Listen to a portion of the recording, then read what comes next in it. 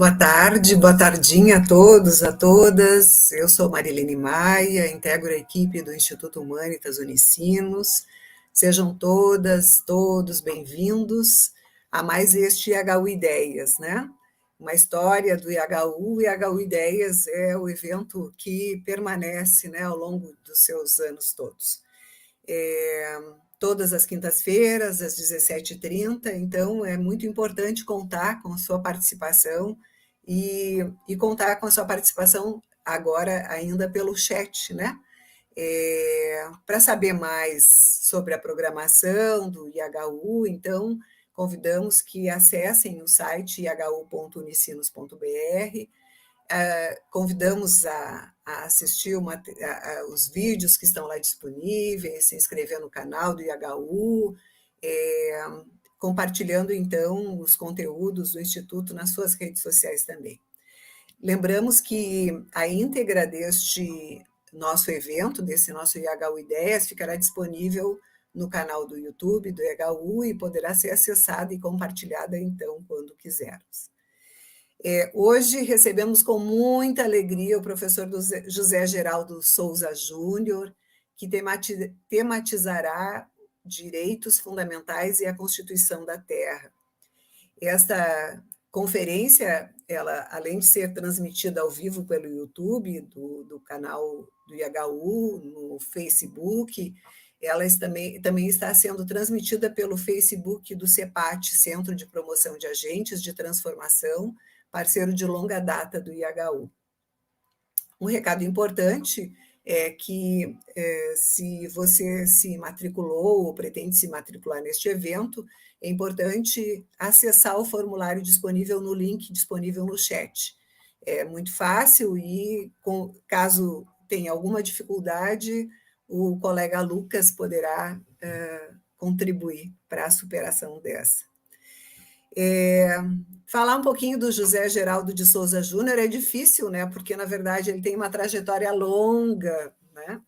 Ele é graduado em Ciências Jurídicas e Sociais pela Associação de Ensino Unificado do Distrito Federal, mestre e doutor em Direito pela Universidade de Brasília, e é também jurista, pesquisador de temas relacionados aos direitos humanos e à cidadania, sendo reconhecido como um dos autores do projeto Direito Achado na Rua, grupo de pesquisa com mais de 45 pesquisadores envolvidos.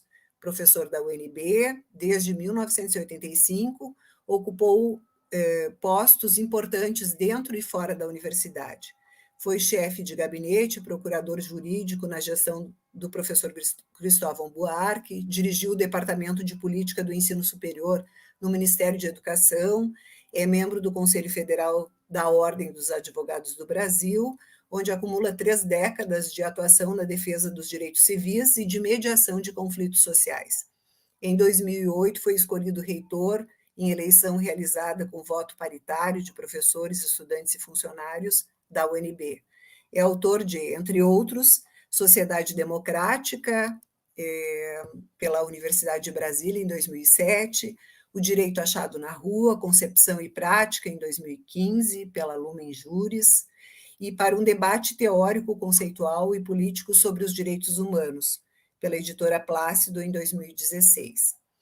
Ele tem inúmeras entrevistas realizadas pelo IHU, assim como participações em publicações, né, do IHU. Ele agora ainda lembrava, com destaque, a revista IHU Online, número 305, cujo título é O Direito Achado na Rua, alguns apontamentos, entre eles está do professor José Geraldo e de outros parceiros, né, comprometidos com a causa do direito e o direito achado na rua.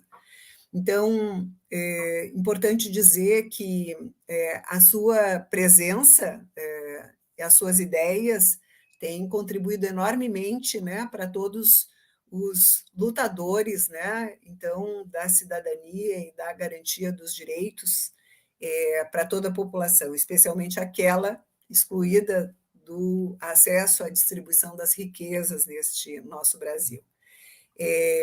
Voltamos a dizer, né, a contribuição do professor José Geraldo Souza Júnior hoje é sobre os direitos fundamentais e a Constituição da Terra. Como de costume, teremos uma exposição inicial do professor, na sequência, um diálogo, então, com os participantes, que poderão, ao longo da sua fala, apresentar questões, considerações, destaques, né? Para a gente poder aprofundar ainda mais esse tema tão relevante neste tempo, não é, professor? Muito, muito obrigada pelo aceite de mais essa contribuição conosco. Com a palavra, então, professor José Geraldo. Então, professora Marilene, muito obrigado pelas palavras de acolhida à senhora e também ao Lucas Chardon e à professora Suzana Roca, que aqui no vestíbulo antes tomávamos um cafezinho enquanto aguardávamos o sinal para iniciar a transmissão, né? Queria então cumprimentar vocês e, fazendo isso, toda a estrutura do IHU Ideias, e a todos os que formam esse formidável conclave, né, de grandes pensadores, né, e de também formuladores do campo ético em nossa sociedade. Então, muito obrigado, né? Eu cumprimento os participantes do evento, né, que nos acompanham pelas redes, como foi aí mencionado, e começo por agradecer a vocês e aos dirigentes desse influente espaço de interlocução que é o IHU Ideias. É uma satisfação estar mais uma vez participando de sua agenda de debates. Eu nem me dava conta da cortesia com que me acolhem e confesso que me espantei conferindo o rol de meus encontros em textos, palestras, ensaios, em suma, troca de ideias a partir da recuperação dessas intervenções no levantamento que acompanha o convite para a roda de conversa de hoje. Os hiperlinks, né, que vêm junto. Né? Fiquei impressionado. Né? Ainda há pouco achávamos mais um. Sobre o tema proposto, eu o acolho sob a perspectiva de 2 augúrios que recolhi na semana que passou. Eles vêm do Chile e dizem respeito a 2 notas constitucionais de relevante interesse para o tema que nos convoca aqui. A primeira é sobre a Convenção Constitucional do Chile. A Assembleia Constituinte, em curso, né, terá aprovado os primeiros artigos relacionados ao reconhecimento do país como um Estado plurinacional e sobre a descentralização dos poderes. Do total de 36 artigos escritos pela Comissão de Forma de Estado, Ordenamento, Autonomia, Descentralização, Equidade, Justiça Territorial, Governos Locais e Organização Fiscal, 28 artigos foram aprovados por 2/3 do plenário. No tocante a essas normas consensuadas, está o reconhecimento de plurinacionalidade e interculturalidade do Chile, país que conta com 13 etnias indígenas, que representam 12,7% da população. As entidades territoriais e seus órgãos reconhecem, garantem e promovem o reconhecimento político e jurídico dos povos e nações pré-existentes ao Estado, povos que habitam o território, sua sobrevivência, existência e desenvolvimento harmônico, a distribuição equitativa do poder, uso, reconhecimento e promoção das línguas indígenas. A Bolívia, em 2007, foi o primeiro país da América Latina a se reconhecer como um Estado plurinacional. O processo constituinte do Chile é resultado da revolta social de 2019, que exigia uma nova Carta Magna para abandonar a Constituição implantada durante a ditadura de Augusto Pinochet.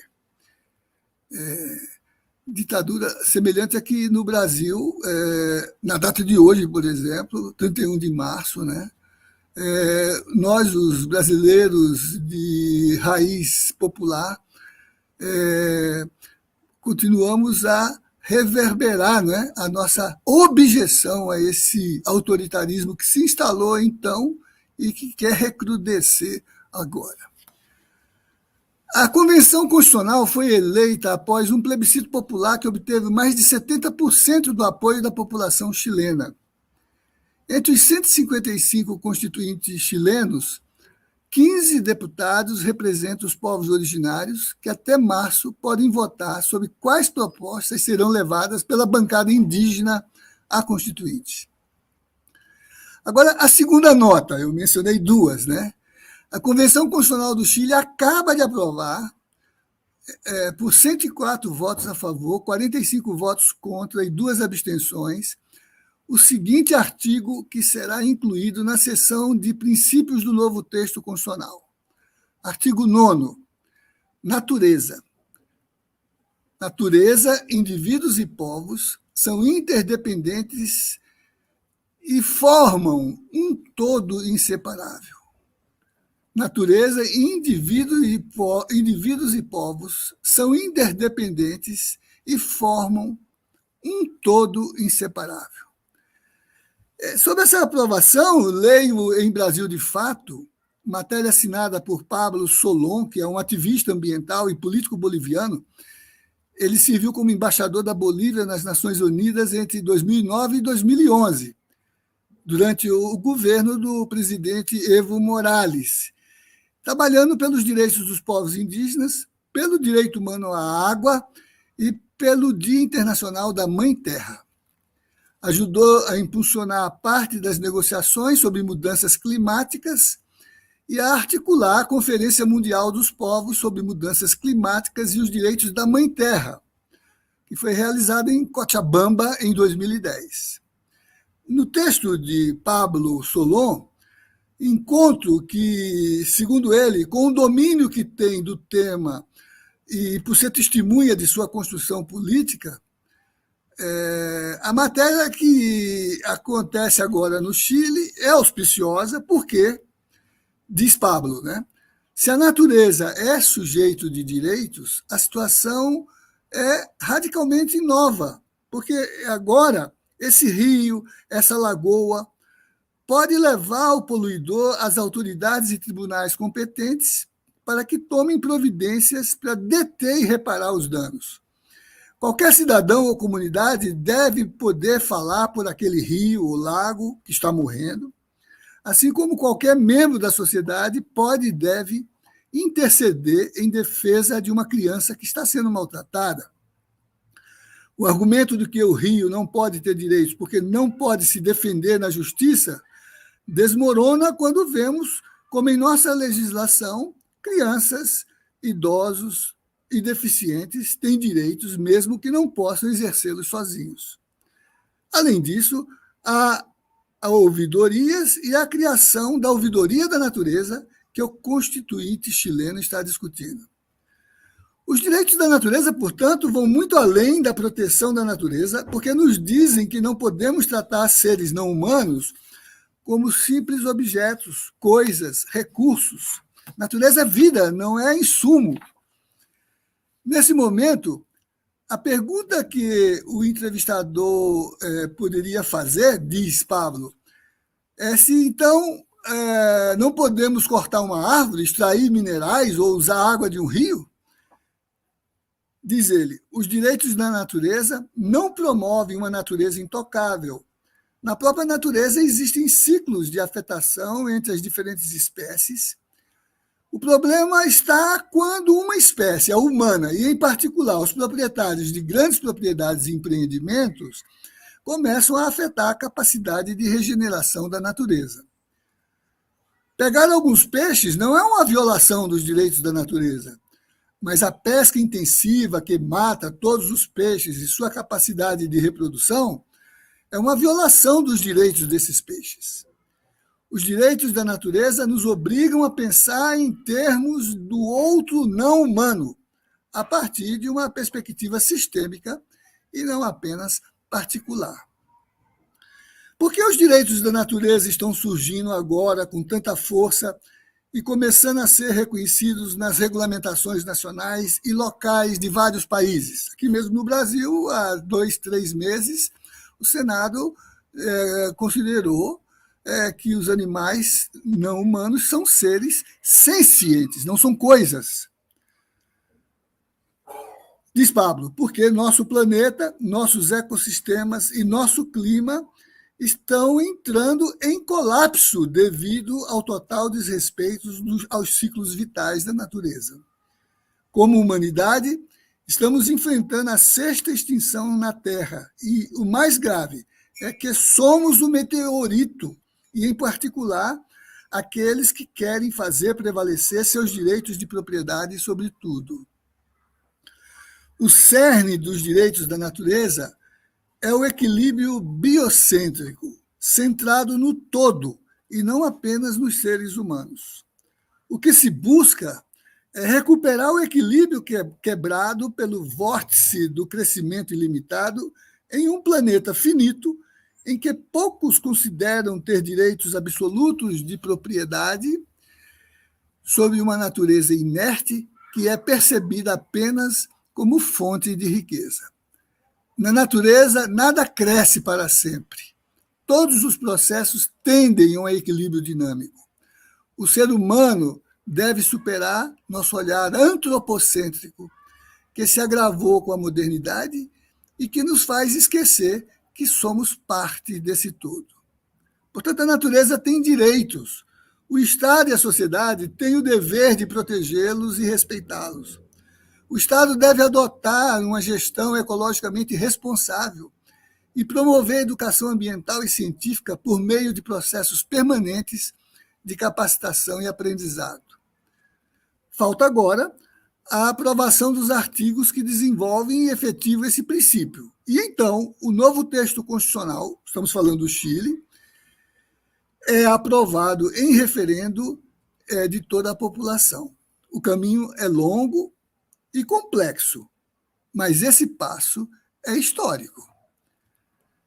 Esse caminho no Chile e de resto na América Latina, indígena e camponesa, tem sido percorrido ao impulso de movimentos sociais que se fazem sujeitos coletivos de sua história e de construção de seu futuro. Não por acaso, no Chile, o protagonismo mapuche demarca o imaginário constituinte. Não fosse a primeira presidenta da convenção, a professora universitária indígena mapuche, Elisa Loncon, que já cumpriu o seu mandato de 6 meses da mesa diretora, o primeiro demonstrativo de reconhecimento desse protagonismo indígena que desencadeou um movimento que tomou forma constituinte atualmente no Chile. Ela acaba de ser substituída, a convenção também está renovando 7 vice-presidências, sendo que 2 desses cargos são reservados a povos originários, por Maria Elisa Quinteiros, que é doutora em saúde pública pela Universidade do Chile, integrante do diretório da Sociedade Chilena de Epidemiologia, e a que atua como pesquisadora do Departamento de Saúde Pública da Universidade de Talca. Com essa procedência, ela defende, e disse isso agora ao ser eleita no espaço da convenção para presidir pelos próximos 6 meses a convenção, ela defende um projeto de sociedade de ser humano, estou citando a fala dela, onde os direitos e os valores das pessoas prevalecem sobre os demais interesses, onde a saúde é um direito e não um privilégio, onde o feminino tem o mesmo valor que o masculino, onde a natureza é considerada um bem comum e não um recurso privatizável a ser explorado, onde as pessoas não estão mais expostas a um mercado que privatiza os lucros e socializa as perdas, onde podemos contar com um Estado que garante o bem comum. Bom auspício traz, por esta referência, a presidência atual da Assembleia e, portanto, penso, continuaremos a ter novidades pedagógicas do ponto de vista da ideia de direitos fundamentais a partir do Chile. Isso me recorda uma querida amiga, Raquel Irigoyen, que é diretora do Instituto Internacional de Derecho e Sociedade Lima, no Peru, que já escrevera, Raquel, em sua concepção fundada na hipótese teórica do pluralismo jurídico, a mesma hipótese que sustenta a concepção na rua, né? Raquel, portanto, já havia escrito na sua concepção de pluralismo jurídico a tese de um constitucionalismo plurinacional, que tem avançado fortemente desde seu diálogo com as cosmogonias e cosmovisões dos povos ancestrais, em direção, é o que eu leio nos trabalhos de Raquel, a um constitucionalismo ecológico ou ecoconstitucionalismo. Ela expressa isso em obra que acabei de organizar sobre os 30 anos do projeto Direito Achado na Rua, e no conjunto que produzimos, Raquel oferece um texto chamado Direito à Alimentação como um Direito Humano Coletivo de Povos Indígenas. E onde ela afirma essa sua tese de um constitucionalismo ecológico ou um ecoconstitucionalismo. Ainda que nessa abordagem, pelo menos na passagem que cito, o foco da leitura do pluralismo jurídico, desde o modo como o faz Raquel Irigoyen, compreendido propriamente como pluralismo jurídico igualitário, né? Há outros estudos, os escritos fundamentais, por exemplo, de Boaventura de Souza Santos ou de Antônio Carlos Volckmer, que trabalham uma expansão desse pluralismo, né, para a dimensão interlegal na disputa apropriativa de legalidades que se opõem, que se complementam, que entram em conflito, né? Mas, por exemplo, em Antônio Carlos Volckmer, o mais recente livro dele é Pluralismo Buen Vivir, contemporâneos, bens comuns e princípio do comum, exatamente assimilando teoricamente os enunciados desses fundamentos para pensar o que vamos ver a seguir, a possibilidade de, a partir dos direitos fundamentais, imaginar um modo de constitucionalizar a Terra, né? E se bem que nesses autores, né, os estudos se dirigem muito aos povos indígenas e originários, essa acepção pluralista, orientada por uma racionalidade jurídica diferente, alcança também outras dimensões de sociabilidade. Por exemplo, no caso do Peru, os povos rondeiros campesinos, cujos princípios de organização e ação também se fundam no reconhecimento dos direitos ancestrais de respeito ao que eles chamam de Pachamama. Essas teses, em qualquer excepção emancipatória, no plano filosófico, teológico, sociológico ou jurídico, se abrem ao entendimento no plano dos direitos fundamentais e instituintes para levar a uma nova formulação do próprio direito constitucional, aqui entre nós já consagrado como novo constitucionalismo latino-americano. Em sede própria, aqui mesmo no espaço do IHU, Leonardo Boff aludiu ao que denomina de constitucionalismo ecológico latino-americano.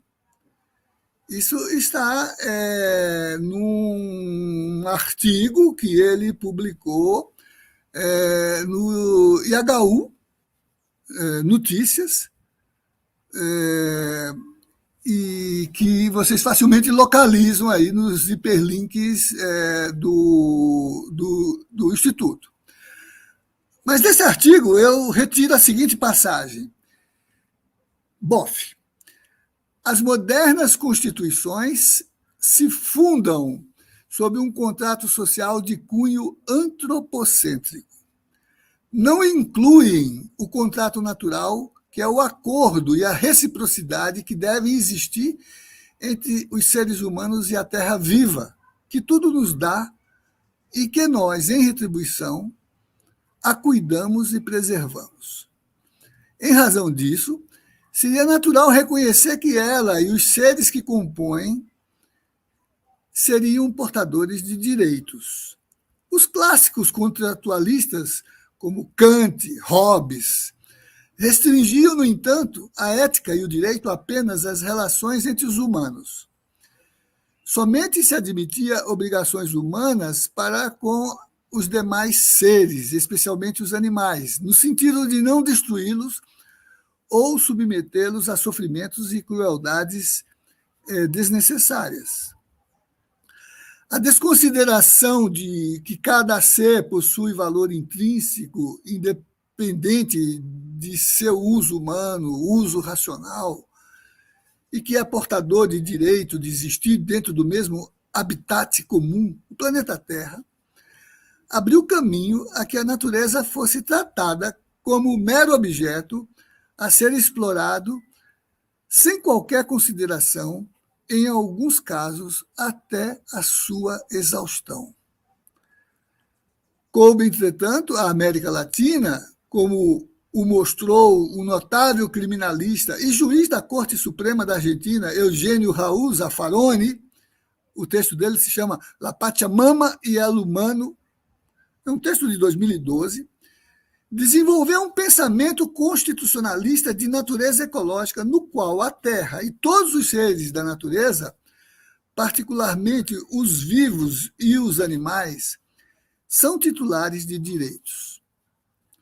Estes devem ser incluídos nas constituições modernas, que deixaram para trás o arraigado antropocentrismo e o paradigma do dominus, do ser humano como senhor e dominador da natureza e da terra. Tal como explica Boff, os novos constitucionalismos latino-americanos ligam duas correntes: a mais ancestral, dos povos originários, para os quais a terra, Pacha, é mãe, mama, daí o nome de Pachamama, sendo titular de direitos porque é viva, nos dá tudo o que precisamos e, finalmente, pela razão de sermos parte dela e de pertencermos a ela, bem como aos animais, às florestas, às águas, às montanhas e às paisagens. Todos merecem existir e conviver conosco, constituindo a grande democracia comunitária e cósmica. Aliam esta ancestral tradição eficaz da cultura andina, que vai da Patagônia à América Central, a nova compreensão derivada da cosmologia contemporânea, da biologia genética e molecular, da teoria dos sistemas, que entende a Terra como um superorganismo vivo que se autorregula. Autopoiesis, de que fala Maturana, Varela, Capra. Varela atualmente trabalha com o Dalai Lama, né? E Maturana nos deixou, ano passado, com a força de sua notável compreensão, que insere, no sentido do movimento autopoético, o dínamo do amor como o que transforma o mundo e nos transforma. Né? Nesses autores, né, essa terra, que é um superorganismo, ela se autorregula de forma a sempre manter a vida e a capacidade de reproduzi-la e fazê-la coevoluir. Essa terra, segundo Boff, denominada de Gaia, engloba todos os seres, gera e sustenta a teia da vida em sua incomensurável biodiversidade. Ela, como mãe generosa, deve ser respeitada, reconhecida em sua virtualidade e em seus limites, e por isso acolhida como sujeito de direitos, a dignitas terrae, base para possibilitar e sustentar todos os demais direitos pessoais e sociais. Entre nós, numa lealdade que representa uma disposição generosa para adiar o fim do mundo, ou para fazer emergir desse mundo antropocêntrico outro mundo possível, pensemos no que traz Ailton Krenak com a sua lição, ensinada ao repassar com maestria uma das mensagens compartilhadas por povos originários, a de que a Terra e a humanidade caminham juntos, e que precisamos compreender que somos uma ínfima parcela que compõe a natureza e que, mais do que nunca, está a impossibilitar a vida, essa mínima parcela.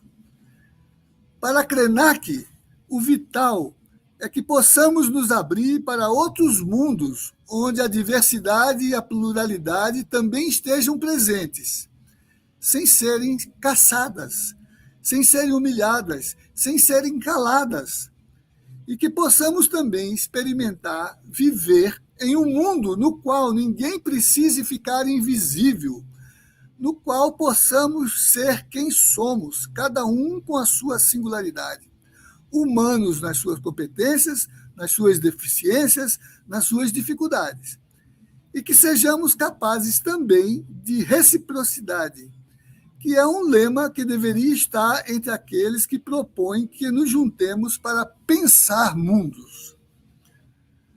Retomo de Ailton Krenak, que agora aqui na UNB acabamos de homologar em decisão aclamatória do Conselho Universitário, doutor honoris causa da nossa universidade. A cerimônia se dará no dia 12 de maio. Né? Retomo dele seus livros, A Vida Não é Útil,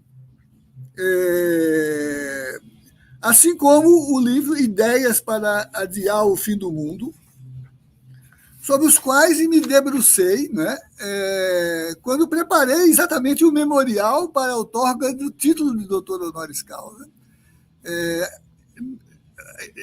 Incumbiu-se a mim fazer esse memorial, mas quero dizer que busquei o apoio e assinam comigo, e isso pesou muito também na decisão do Conselho Universitário, a concordância firmada, né, de dois notáveis professores, também honoris causa do UNB, professora Marilena Chauí e professor Boaventura de Souza Santos. Nesses livros, Krenak escreveu antes da pandemia do Covid-19, mas não sem prever a reação, ele chama de antropocena, né, da peste ambulante, que para ele não é o Covid, é o contágio do encontro entre humanos, e que leva à antevisão de uma terra canibalizada por uma humanidade que dela se apartou, o que ele já apontava como uma espécie de mau humor, que é a desolação que ela traz para ter a forma terrível da resposta que a natureza dá a tanta insensatez. Diz Krenak, né? Quando despersonalizamos o rio, a montanha, quando tiramos deles os seus sentidos, considerando que isso é atributo exclusivo dos humanos, nós liberamos esses lugares para que se tornem resíduos da atividade industrial e extrativista, do nosso divórcio das integrações e interações com a nossa mãe, a Terra, resulta que ela está nos deixando órfãos, não só aos que em diferente graduação são chamados de índios, indígenas ou povos indígenas, mas a todos. Em comum, nos temas e nas interlocuções que eles provocaram, um chamado a pensar a humanidade não só referida ao Homo sapiens, mas a uma imensidão de seres que nós excluímos desde sempre, correspondendo a vidas descartadas, largadas, à margem do caminho do progresso, vidas que resistem numa subhumanidade, da qual muitos fazem parte dela. Diz Krenak, né? É incrível que esse vírus, que está aí agora, esteja atingindo só as pessoas. Foi uma manobra fantástica do organismo da Terra tirar a teta da nossa boca e dizer: respirem agora, quero ver. Isso denuncia o artifício do tipo de vida que nós criamos, porque chega uma hora que você precisa de uma máscara, de um aparelho para respirar, mas em algum lugar o aparelho precisa de uma usina hidrelétrica, nuclear, ou de um gerador de energia qualquer. E o gerador também pode apagar, independentemente do nosso decreto, da nossa disposição. Estamos sendo lembrados de que somos tão vulneráveis que, se cortarem nosso ar por alguns minutos, a gente morre. Não é preciso nenhum sistema bélico complexo para apagar essa tal de humanidade. Se extingue com a mesma facilidade que os mosquitos de uma sala depois de aplicado um aerosol. Nós não estamos com nada. Essa é a declaração da Terra. Pois, contra a acumulação que canibaliza a Terra e a consome na coisificação que a economia produz, a vida que atravessa tudo, num atravessamento do organismo vivo do planeta numa dimensão imaterial, vem nos ensinar que ninguém come dinheiro. E a vida é transcendência, está para além do dicionário. Não tem uma definição. Só ela e apenas ela é cura.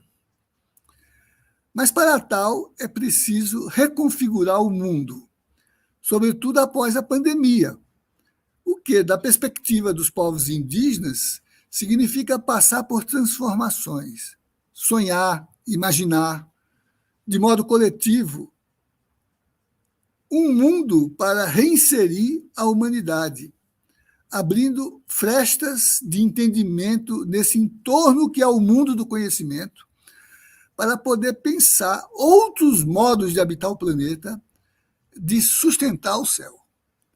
A metáfora de Schopenhauer. Alguns povos têm o entendimento de que nossos corpos estão relacionados com tudo o que é vida, que os ciclos da Terra são também os ciclos de nossos corpos. Observamos a Terra, o céu, e sentimos que não estamos dissociados dos outros seres. O meu povo, assim como outros parentes, tem essa tradição de suspender o céu. Quando ele fica muito perto da Terra, há um tipo de humanidade que, por suas experiências culturais, sente essa pressão. Suspender o céu é ampliar os horizontes de todos, não só dos homens. Trata-se de uma memória, uma herança cultural do tempo em que nossos ancestrais estavam tão harmonizados com o ritmo da natureza que só precisavam trabalhar algumas horas do dia para proverem tudo o que era preciso para viver. Isso é Davi Schopenhauer falando. O curioso é que temos, em boa medida, não necessariamente no Brasil, mas onde uma coordenação mais racional sobre o enfrentamento da crise sanitária se desenvolveu, uma acuidade que, durante a pandemia, nos fez aceitar a convocatória para ficar em casa, fazer distanciamento social, mesmo contra recomendações de governos. Demonstramos ser capazes de atender esse chamado, mas relutamos ou somos surdos ao apelo para preservar o planeta. Volto ao Krenak. A experiência de estar dentro desse fluxo nos dá claramente o sentimento de que a pandemia não é a maior desgraça do planeta. Se ficarmos presos a uma concepção de mundo chapada de mercadorias, de controle e dominação, é claro que vamos morrer de medo. Mas experimente sair de dentro desse carro, experimente ter uma relação cósmica com o mundo. Muita gente deve achar que só os pajés ou pessoas que já alcançaram alguma forma de transcendência podem ter essa experiência. Mas isso que chamam de ciência está aí constatando o tempo todo a relação da Terra com o sistema solar, entre galáxias. E por isso devemos convocar a experiência de estarmos harmoniosamente habitando o cosmos. É possível experimentar isso na nossa vida cotidiana sem se render a todo esse terrorismo da modernidade.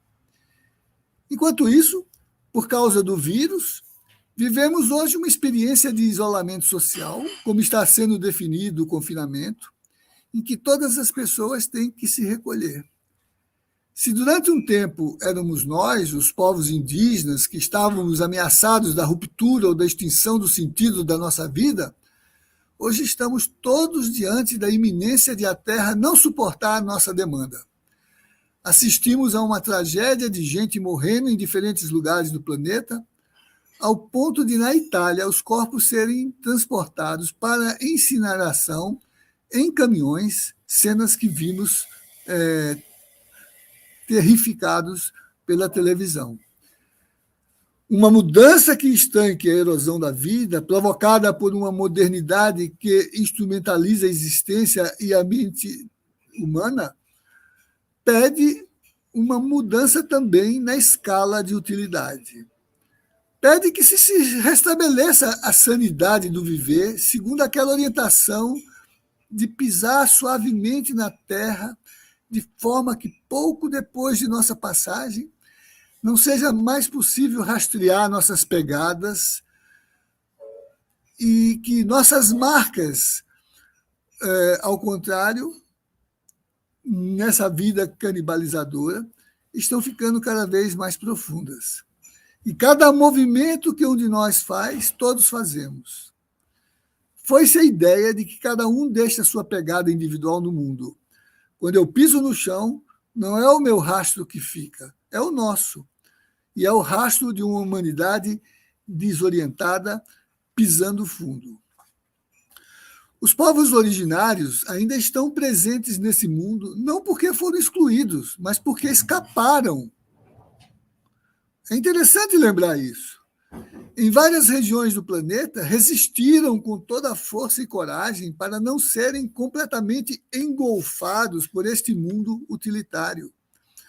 Os povos nativos resistem a essa investida do branco porque sabem que ele está enganando. E, na maioria das vezes, são tratados como loucos. Escapar dessa captura, experimentar uma existência que não se rendeu ao sentido utilitário da vida, cria um lugar de silêncio interior.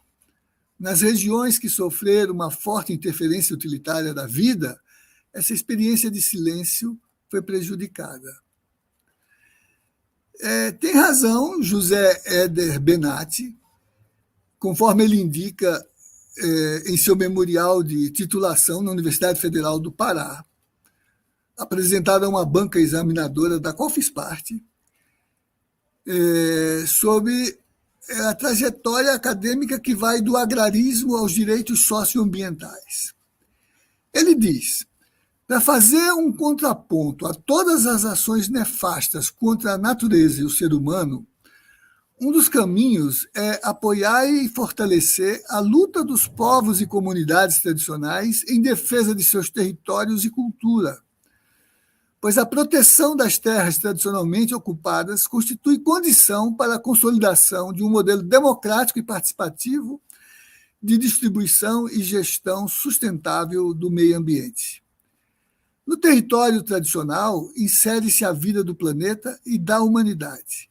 Envolve-se os fundamentos da vida coletiva, construídos com uma nova relação com a natureza e a vida, implementados em formas de organização que respeitem a coletividade e estejam fundamentadas na cultura.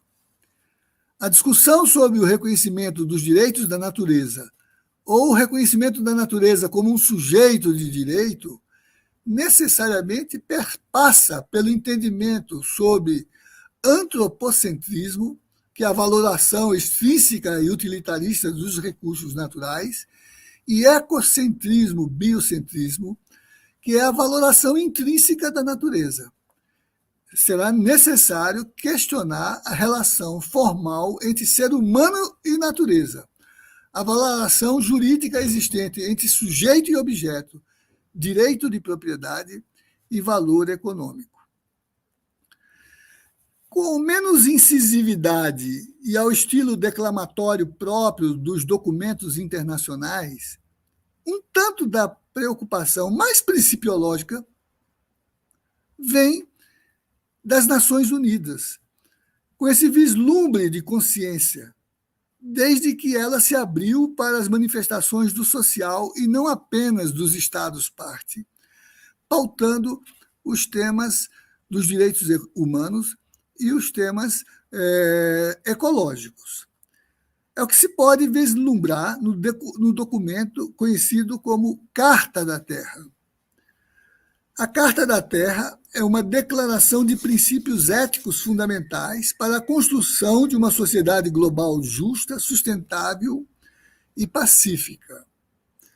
Busca inspirar todos os povos a um novo sentido de interdependência global e responsabilidade compartilhada, voltado para o bem-estar de toda a família humana, da grande comunidade da vida e das futuras gerações.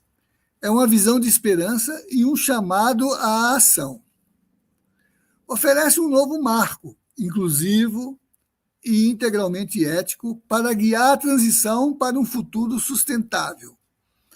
Ela reconhece que os objetivos de proteção ecológica, erradicação da pobreza, desenvolvimento econômico equitativo, respeito aos direitos humanos, democracia e paz são interdependentes e indivisíveis, como vimos na Declaração de Direitos Humanos de Viena em 1993.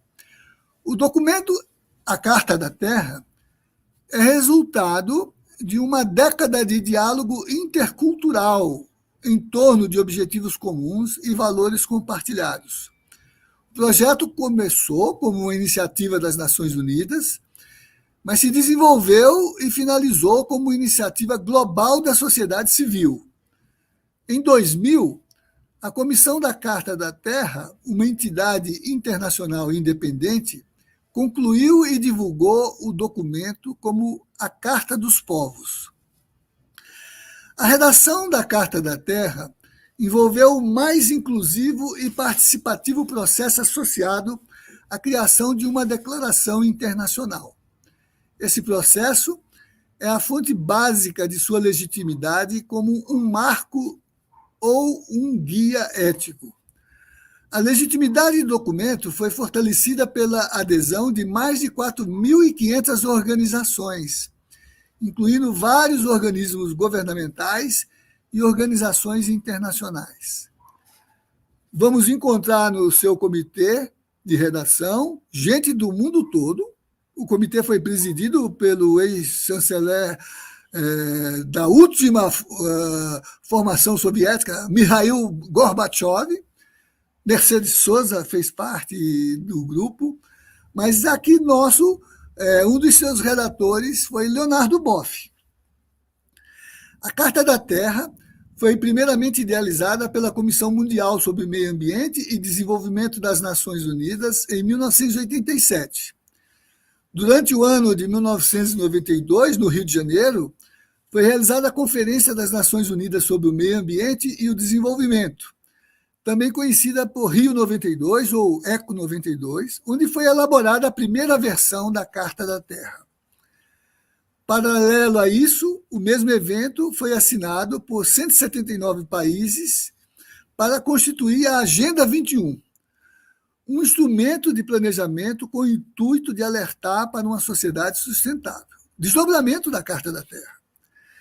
Ainda que tenha sido apresentado nesse evento, a Carta da Terra foi somente ratificada e assumida pela Unesco em 2000, no Palácio da Paz, em Haia, Holanda, com a adesão dessas 4.500 organizações do mundo, incluindo o Brasil. A Carta da Terra é uma inspiração para a busca de uma sociedade em que todos sejam responsáveis por ações de paz, de respeito e de igualdade. Assim, ela preza pelo bem-estar mundial ao tratar de temas éticos de suma importância para todos os cidadãos do século XXI. De tal modo, ela é um importante instrumento de educação e que deve ser apresentado nas instituições educacionais. Ela tem 16 princípios básicos, que estão agrupados em 4 grandes tópicos. O primeiro, respeitar e cuidar da comunidade da vida, o que envolve respeitar a terra e a vida em toda a sua diversidade, cuidar da comunidade da vida com compreensão, compaixão e amor, construir sociedades democráticas que sejam justas, participativas, sustentáveis e pacíficas, garantir as dádivas e a beleza da terra para as atuais e as futuras gerações. O 2, a integridade ecológica. Proteger e restaurar a integridade dos sistemas ecológicos da terra, com especial preocupação pela diversidade biológica e pelos processos naturais que sustentam a vida. Prevenir o dano ao ambiente como o melhor método de proteção ambiental e, quando o conhecimento for limitado, assumir uma postura de precaução.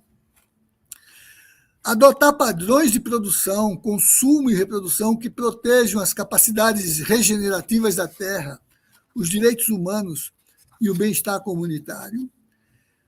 E avançar o estudo da sustentabilidade ecológica e promover a troca aberta e a ampla aplicação do conhecimento adquirido. O ponto 3, justiça social e econômica. Compreendendo, erradicar a pobreza como um imperativo ético, social e ambiental. Garantir que as atividades e instituições econômicas em todos os níveis promovam o desenvolvimento humano de forma equitativa e sustentável.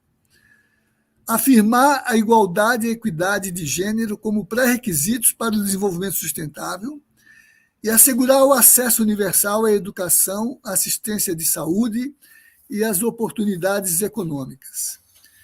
Defender, sem discriminação, os direitos de todas as pessoas a um ambiente natural e social, capaz de assegurar a dignidade humana, a saúde corporal e o bem-estar espiritual, concedendo especial atenção aos direitos dos povos indígenas e minorias.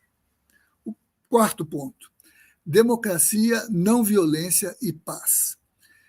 Compreendendo, fortalecer as instituições democráticas em todos os níveis e proporcionar-lhes transparência e prestação de contas no exercício do governo, participação inclusiva na tomada de decisões e acesso à justiça. Integrar na educação formal e na aprendizagem ao longo da vida os conhecimentos, valores e habilidades necessárias para um modo de vida sustentável. Tratar todos os seres vivos com respeito e consideração. E promover uma cultura de tolerância, não violência e paz. Mais programática e convocatória, entretanto, menos apenas uma declaração, é a encíclica Laudato Si, lançada em 2015 pelo Papa Francisco, porque ela é um chamado de atenção ao mundo inteiro para ajudar a humanidade a compreender a destruição que o ser humano está causando ao meio ambiente e aos seus semelhantes. Embora aborde o meio ambiente diretamente, o escopo do documento é mais amplo em muitos aspectos, pois examina não apenas o efeito do ser humano sobre o meio ambiente, mas também as muitas causas filosóficas, teológicas e culturais que ameaçam as relações do ser humano com a natureza e entre os seres humanos em várias circunstâncias. Documento pontifício tem como destinatário as pessoas de boa vontade, mas guarda referência teológica ao enunciado do Evangelho, propondo desafios para repensar a nossa ação no mundo. O Papa Francisco afirma o objetivo do documento. Nesta encíclica, pretendo especialmente entrar em diálogo com todos acerca da nossa casa comum.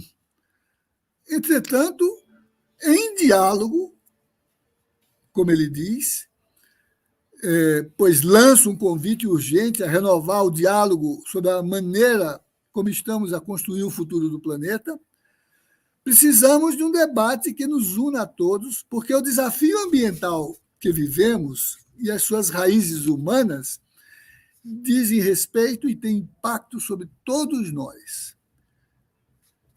Isso que acabei de dizer está no cerne do documento, mas o Papa Francisco também tem um apelo muito marcante à conversão para aqueles que estão na igreja.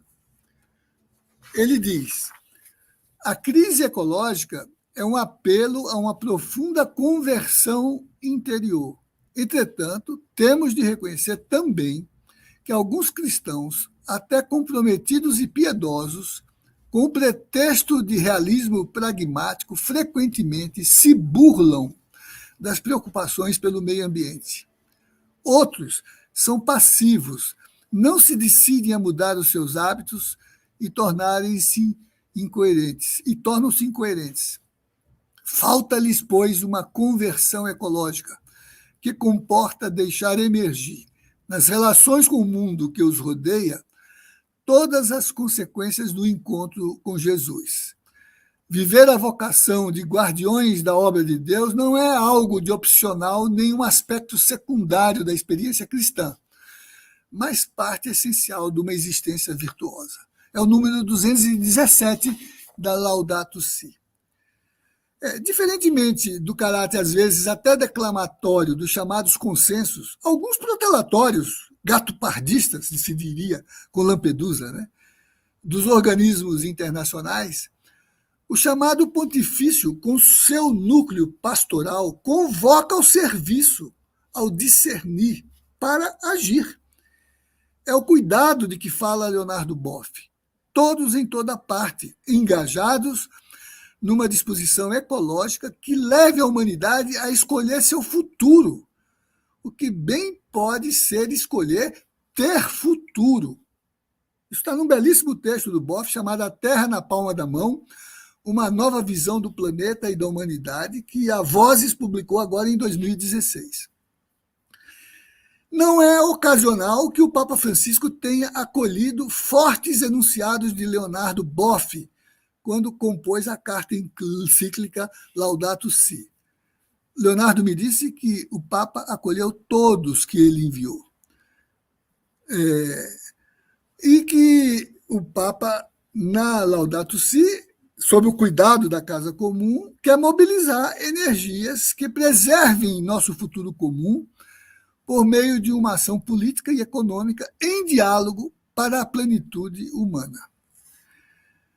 E que essa exortação tenha presidido a convocação pontifícia do Sínodo Panamazônico para novos caminhos para a Igreja e para uma ecologia integral.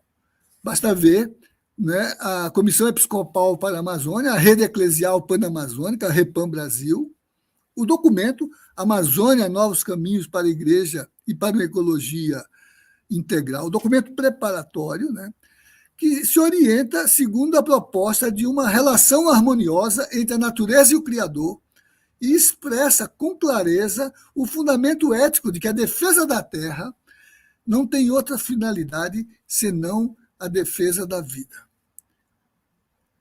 Voltando ao título dessa comunicação, também me insiro nesse debate sobre o duplo desafio, simultaneamente político e teórico, como está na convocatória do Papa Francisco. De um lado, atender a esse apelo de conversão ecológica para engajamento no processo de construção e reconstrução do planeta e do humano inscrito plenamente na natureza, e fazê-lo pela clivagem do jurídico, que é meu campo de atuação contínua e com justificável credenciamento. Para os fins da comunicação, resgato meus comentários a propósito do tema, tal como tenho discutido aqui, mas percorrendo o fio condutor proporcionado pelo novo constitucionalismo emancipatório latino-americano. Faço a partir do livro Novo Constitucionalismo Latino-Americano, um debate sobre a Bolívia, escrito pelo meu colega Gladstone Leonel Silva Júnior, que é do nosso grupo de pesquisa, o Direito Achado na Rua, todo ele associado a preocupações comuns, como aqui agora se expressa nos 2 artigos que mencionei, foram aprovados na Constituição em desenvolvimento na Bolívia. Faço essa referência não apenas pelo significado da obra, que já vinha fortalecendo a vertente de um assim denominado constitucionalismo latino-americano, mas com o acumulado de notáveis contribuições, entre elas, cito para realçar a sua qualidade analítica e o selo da Lumen Iuris, que é uma editora do Rio de Janeiro, abrindo espaço editorial para o tema no Brasil, do livro também do nosso colega de programa de pós-graduação, Pedro Brandão, O Novo Constitucionalismo Pluralista Latino-Americano, que foi publicado em 2015. A primeira edição do livro de Gladstone Leonel, lançada pela Lumen Iuris em 2015, cumpriu um desiderato proposto em sua publicação. Chega o momento de se repensar, consequentemente, a pátria grande latino-americana. Dentro de um horizonte histórico passado, o pensamento jurídico se esquivava desse debate e insistia na reprodução de dogmas, por vezes inadequados e conservadores frente à realidade dos povos do Sul. O debate do novo constitucionalismo latino-americano tem buscado subverter, em alguma medida, os paradigmas tradicionais da construção jurídica eurocêntrica e liberal. A obra de Gladstone inova na sua estrutura ao trazer como mote de seu 4º capítulo o debate do constitucionalismo achado na rua. É o título do capítulo. E dos novos desafios diante dos retrocessos conjunturais. A importância desse tema está na necessidade de configurar um campo de análise jurídica que conjugue a teoria constitucional na América Latina com o direito achado na rua, situando, então, o constitucionalismo achado na rua.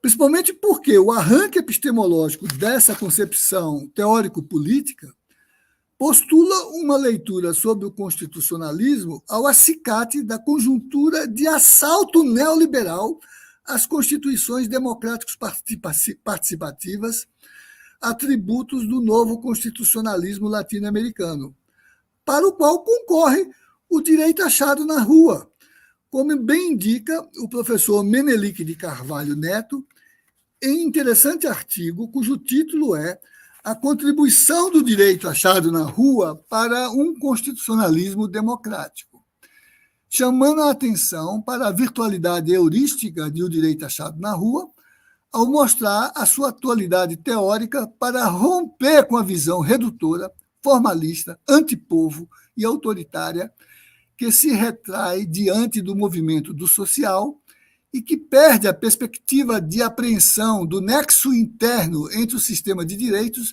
e a democracia, numa espécie de cegueira para o surgimento, em toda a sua clareza, das demandas expressas nas lutas por reconhecimento dos movimentos sociais, tornando visível a exigência de permanente abertura do direito e da política.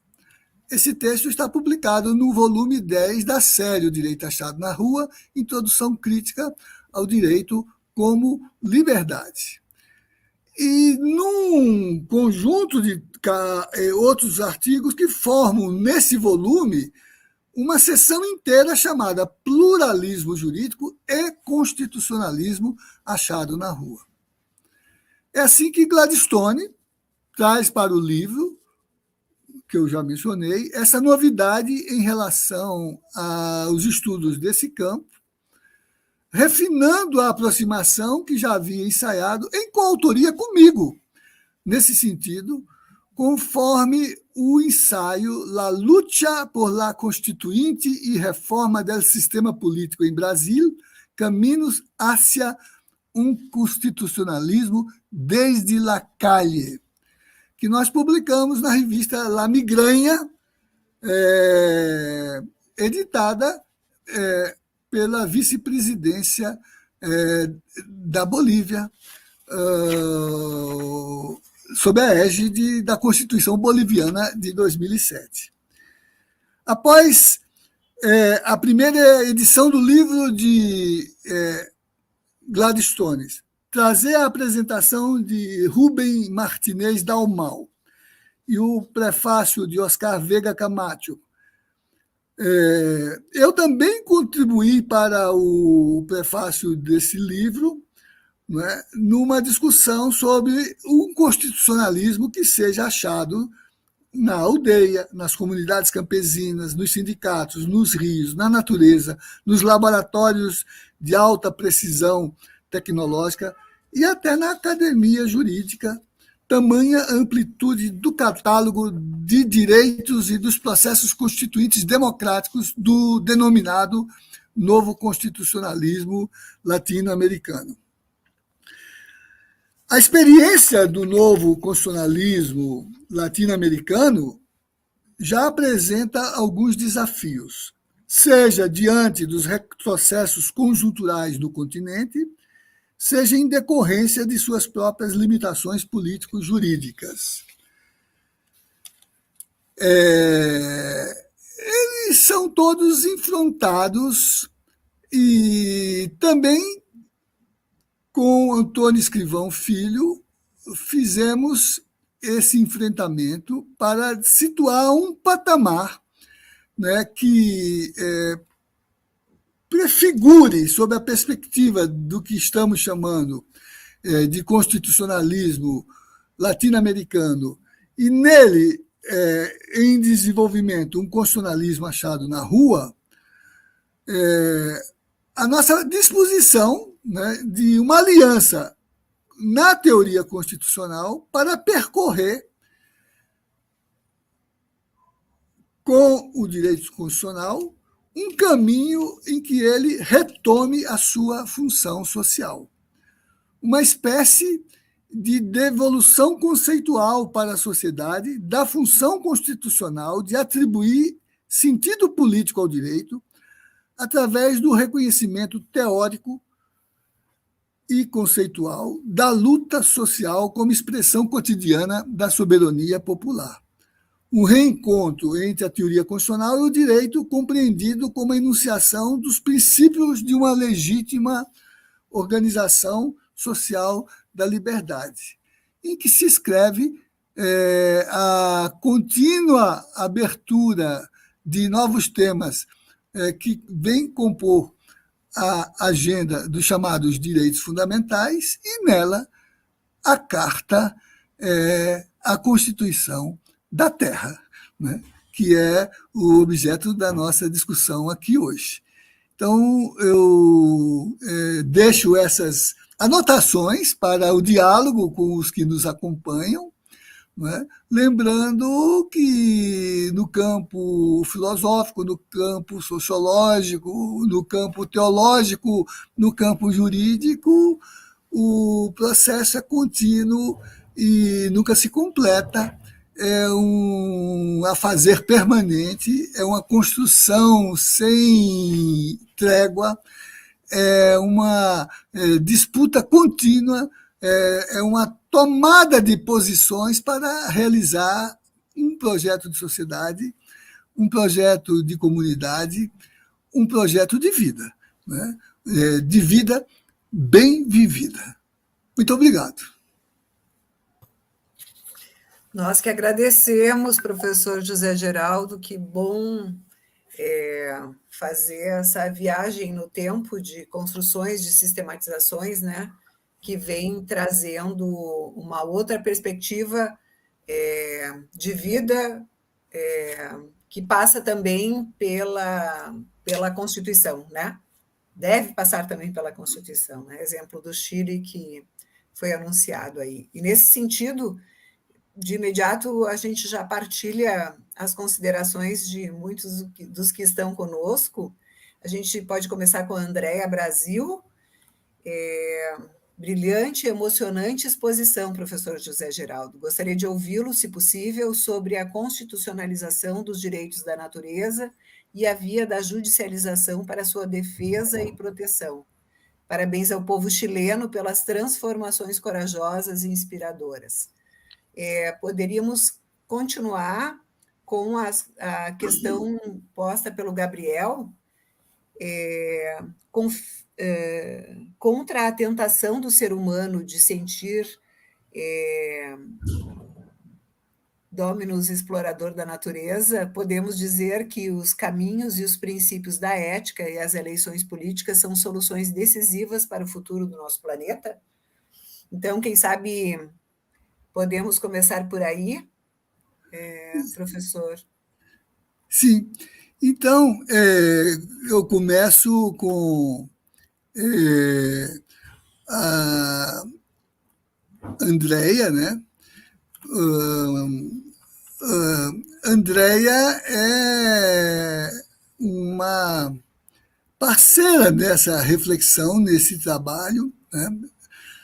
A Andréia é uma acadêmica, mas também uma ativista do processo judicial de abertura do sistema de justiça para reconhecimento da titularidade subjetiva dos povos originários, né? Tem feito um trabalho pedagógico incrível no sentido de abrir a perspectiva formal do judiciário institucionalizado, né? Às vezes articulado como se fosse uma espécie, Weber diria, de uma gaiola de ferro, né? Que pela burocracia aprisiona, estiola a dinâmica viva da existência e das sociabilidades que são construídas, né? E Andréa, portanto, se envolve nisso que ela formula como pergunta, mas que, na verdade, é um programa. A constitucionalização dos direitos da natureza e a via da judicialização para a sua defesa e proteção. Quer dizer, abrir a dimensão cognitiva do intérprete do próprio processo constitucional. Canotilho dizia que a Constituição não é uma tomada de posição, é uma disputa em torno de posições que são tomadas e que continuam no processo de realização do social, né? Então, Andréa, por exemplo, tem trabalhado essa perspectiva da constitucionalização dos direitos num projeto pedagógico de mudança de mentalidade do agente principal do sistema de judicialização, que é o juiz, né? Limitado pela cultura jurídica tradicional da sua formação, muito dogmática, muito contida na legislação, mas que, enquanto tal, tem um recorte de modernidade que lhe leva a excluir do campo do direito experiências pré-legislativas, como estamos vendo agora, por exemplo, no debate sobre o marco temporal dos direitos indígenas, né? Por que marco temporal? Porque se quer dar um início inscrito num documento legislativo, uma Constituição que é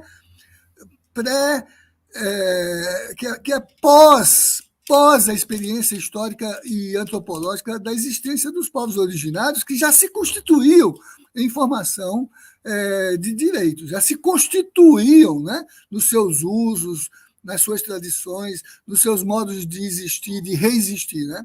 Então, o primeiro passo, Andréa, é na discussão da formação da mentalidade jurídica, abrir a consciência do mediador, o juiz, para que ele se dê conta de outras formas de pensar o direito, que são legítimas, e que são inscritas no social. Por exemplo, construir um programa que já tenha, né, a aptidão para fazer a leitura dessas proposições. Por exemplo, saber que existe uma Convenção 69 que as Nações Unidas aprovaram e para estabelecer nessa convenção, que tem força constitucional, né, que nenhum projeto pode se realizar numa comunidade indígena sem uma consulta prévia, informada e espontânea, livre, né, dos povos, quanto ao progresso ou a visão de desenvolvimento que eles possam ter, né?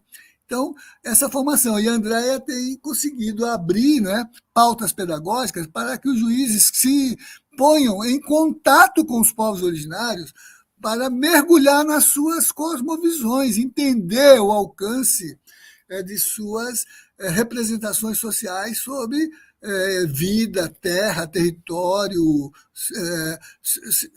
seus símbolos existenciais, né? E a partir daí prover, né, as condições de reconhecimento dos seus direitos. Esse é um debate que está se dando no Supremo, e ele só se tornou possível porque os indígenas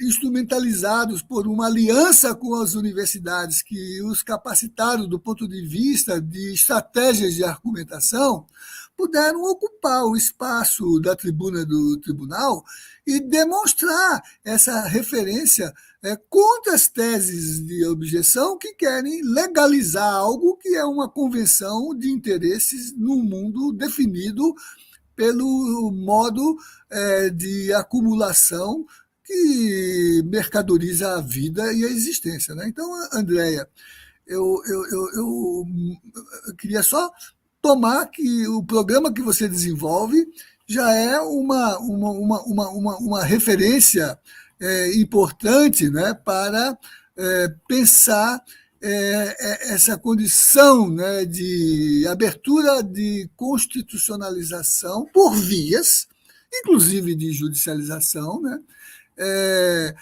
mas também pelas vias, né, da presença política. Por exemplo, agora em abril começa o acampamento Terra Livre na Esplanada, em Brasília, e aí os povos indígenas estarão aí para afirmar a representação da sua visão de mundo, né? Que não é antropoceno, né? O Gabriel também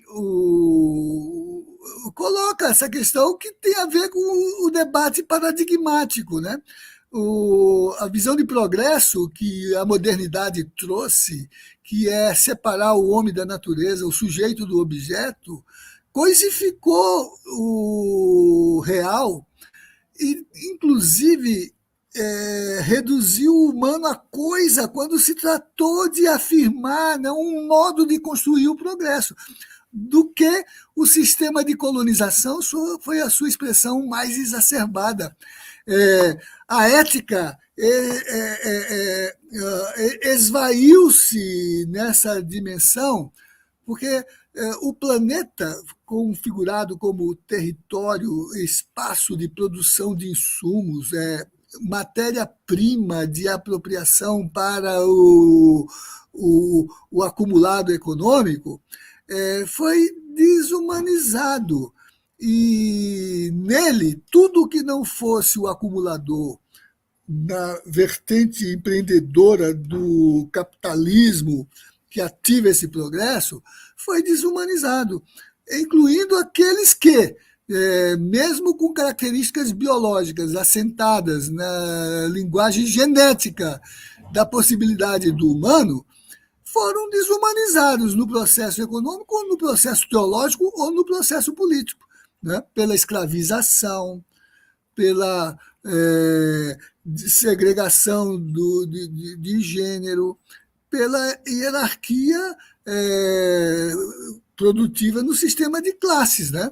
E vejam que, mesmo constitucionalizado no âmbito do pensamento filosófico liberal, o mundo então estabelecido, o colonial permaneceu e as constituições que assumiram a Declaração de Direitos a partir da vitória burguesa do século XVIII mantiveram os trabalhadores alienados do humano como escravos, como coisas, os indígenas alienados do humano como silvícolas, como subproduto da condição ecológica, né? Então, eu diria, Gabriel, que precisa reinserir a ética nesse sentido de que discutir em eleições aberturas para projetos de vida e projetos de sociedade é resgatar a perspectiva não só de restauração do humano que se perdeu nesse processo, por exemplo, no nosso horizonte local, né? Discutir, por exemplo, quem é que prevalece, se é a economia ou a vida, se é o mercado ou se é a comunidade, se são os trabalhos ou se são os direitos, se o valor é o de apropriação ou de distribuição. Né? Tudo isso esteve na base de uma privatização da vida por inteiro, inclusive da política e do Estado. Né? Então, discutir nas eleições tudo isso é dessubalternizar vidas, emancipar grupos sociais subalternizados e romper com os limites da vulnerabilização, porque ninguém é vulnerável, é vulnerabilizado, na linha das exclusões que são conscientemente produzidas. Né? As desigualdades não são naturais, são fruto de um projeto de acumulação. Ok, Gabriel, espero ter entrado na sua aí na discussão.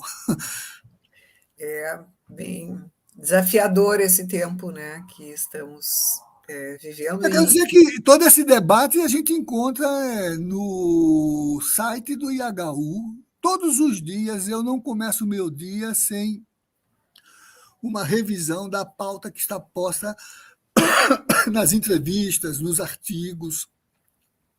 É bonito essa validação, né? Que vocês fazem diariamente. Que é importante, a gente se coloca com esse compromisso, né, histórico. Professor José Geraldo, como é que está a série Direito Achado na Rua? Então, como é que uma breve apresentação, então, desta série e como é que a gente pode, inclusive, fortalecer as nossas compreensões sobre essa proposta, né, sobre esse processo, porque, na verdade, é um projeto, né? Enfim. Então, 3 pontinhos para a gente dar lastro à resposta. A primeira, né, lembrar que a série ela responde a um duplo imperativo de natureza política e teórica. Né? Resposta universitária do ponto de vista teórico para pensar um direito que emancipe, direito achado na rua, como referência à construção social do jurídico, a rua como metáfora do espaço público, do espaço social. Né? Mas também pensar que pensar o jurídico que emancipe é pensar politicamente as formas de apropriação possessiva da normatividade. Hoje é 31 de março. Nós estamos marcando a data, uns saudosistas, para pensar que ali, em 64, se tentou uma continuidade de um projeto de apropriação possessiva da riqueza social e dos valores sociais.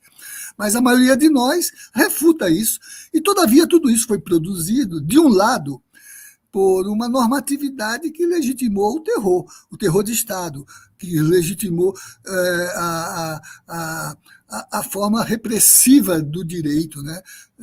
Fruto dessa geração, ainda tem gente aí em postos altos, até na presidência da República, que defende a tortura, torturadores, e a morte necessária para implantar esse projeto. Nós temos horror a isso e negamos a dignidade jurídica da Constituição desse tempo, dos atos constitucionais desse tempo, da lei de segurança desse tempo, lei que inibia os movimentos sociais. Né?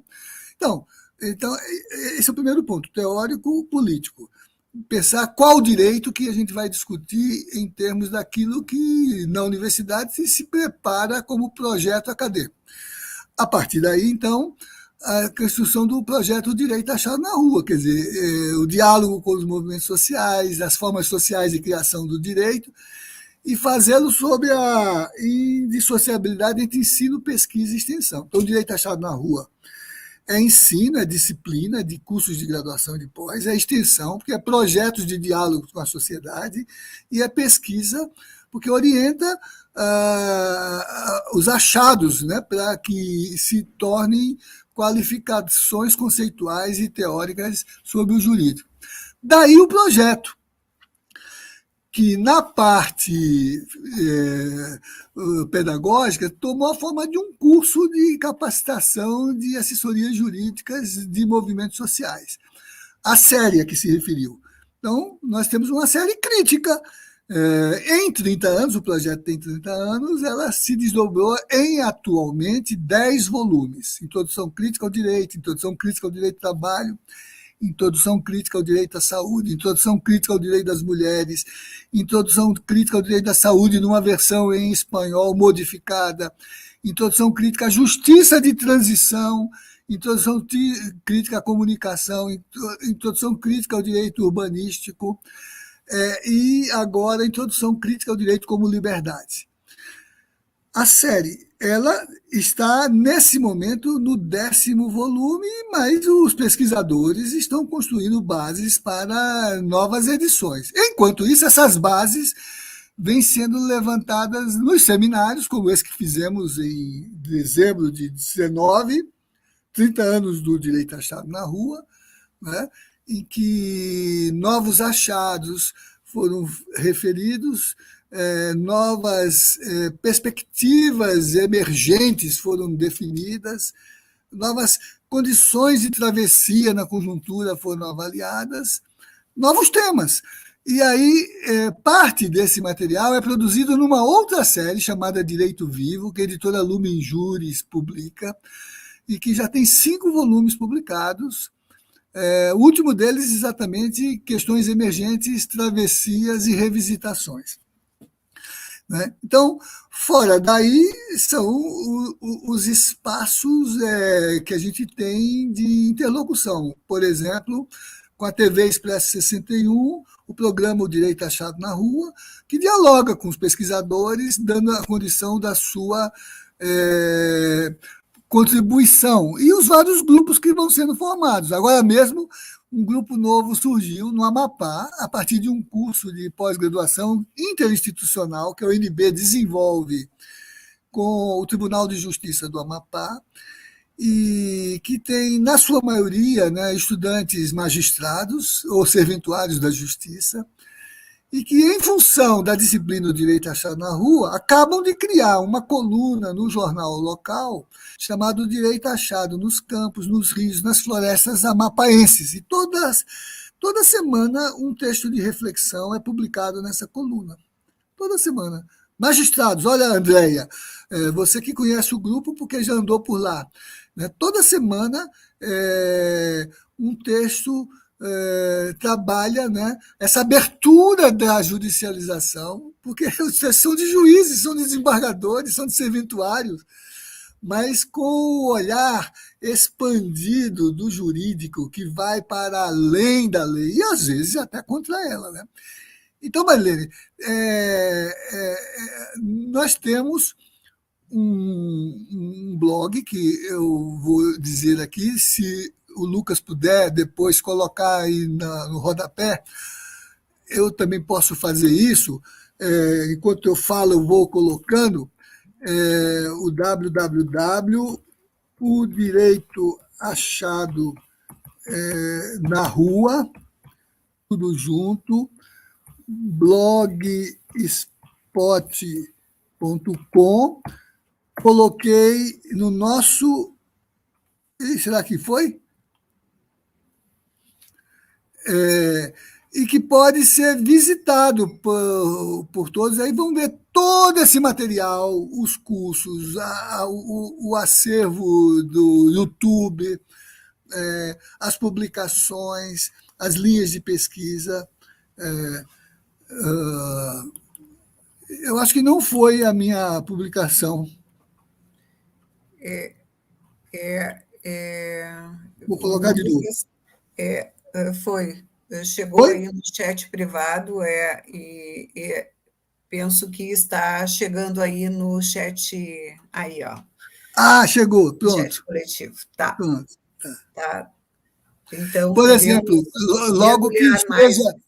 logo que esteja disponível no YouTube, essa nossa transmissão, eu vou, é, como é que vocês dizem, subir lá para o nosso canal e mais pesquisadores do coletivo Direção na Rua, que é um diretório de grupos de pesquisa do CNPq, vão poder ter acesso ao que estamos discutindo aqui hoje, né? Com certeza. Muito, muito importante isso tudo, né? A conexão entre é, a sistematização, né, destas ideias, desses conceitos, né, o exercício da multiplicação dessas ideias, da proliferação das ideias, o seu compromisso com essa construção acadêmica e também militância, né, são sempre inspiradores para a gente, né? Muito, muito importante. E eu penso, por conta do tempo, nós já vamos nos encerrando, apesar de muito querer conversar, né, sobre... Só faço o registro da presença entre nós aqui do Carlos Gondim. Uhum. Ele só cumprimenta, mas o Gondim é um procurador jurídico, ele é da Advocacia Geral da União, mas ele atualmente é procurador jurídico da UNB, um grande pesquisador da questão agrária, né? E também da questão indígena, mas, sobretudo, no campo do direito agrário, ele tem sido um dos principais intérpretes dessa dimensão emancipatória que o protagonismo camponês cria, no sentido de pensar a terra como um bem que cumpre função social e não serve à ganância, né? Um bem que deve construir realizações que sirvam ao interesse da população, uma agricultura de sentido solidário e não para se transformar em royalties de uma disputa de bolsa de valores, né? O Gondim tem feito uma leitura, né, do sistema de direito agrário, né, que tem revolucionado, junto com outros pensamentos, né, a leitura de um jurídico que pense a função social da terra e do território, e a equidade na produção e na distribuição da alimentação e da nutrição como direito humano. Isso é uma estrutura de direitos humanos, chama DANA, Direitos Humanos à Alimentação e à Nutrição Adequados. Né? É um conceito das Nações Unidas. Né? Então, eu queria fazer o registro aí da participação entre nós do Carlos Gondim.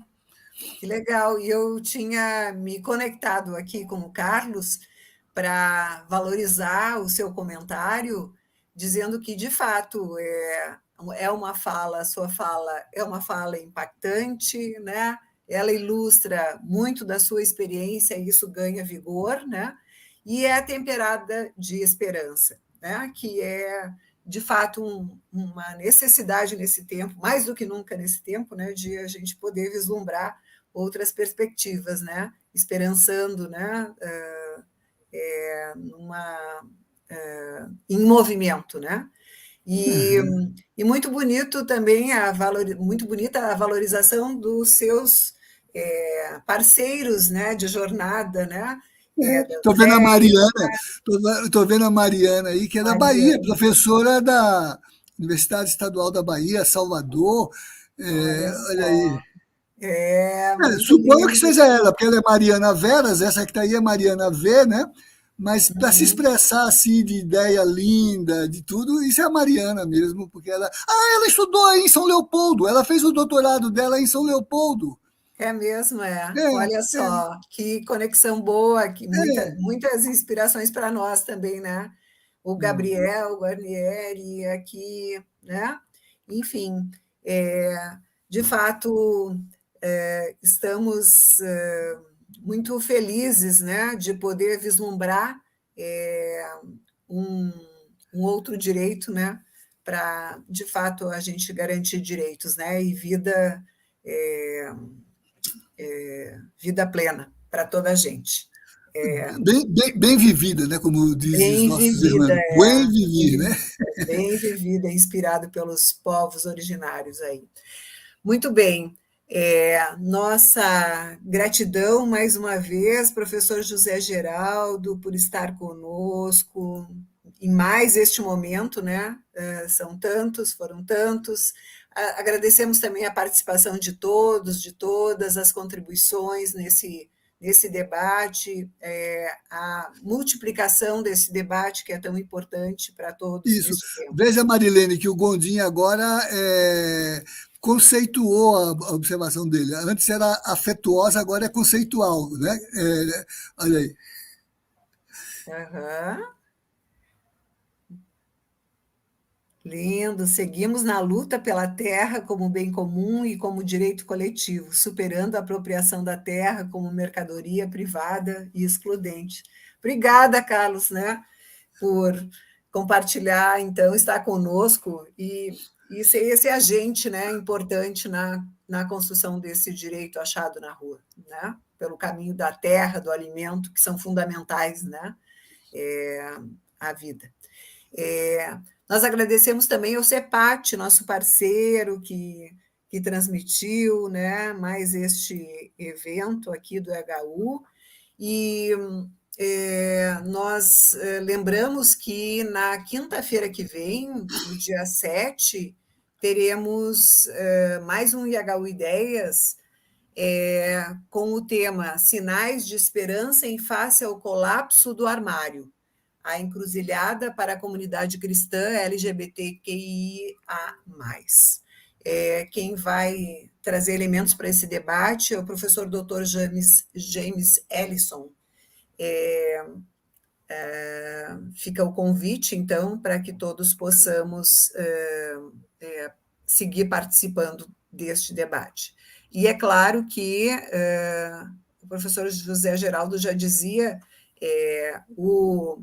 a nossa conversa aqui vai estar disponível logo em seguida no canal do YouTube e fica o convite para essa multiplicação. Então, Olha só, Marilene, entrou aí a Ana Paula Inglês Barbalho, está em Harvard, é a vice-presidenta da Comissão Justiça e Paz de Brasília. Né? Ela é uau! uma. Olha aí, olha, essa menina, ela é uma grande ambientalista, né? E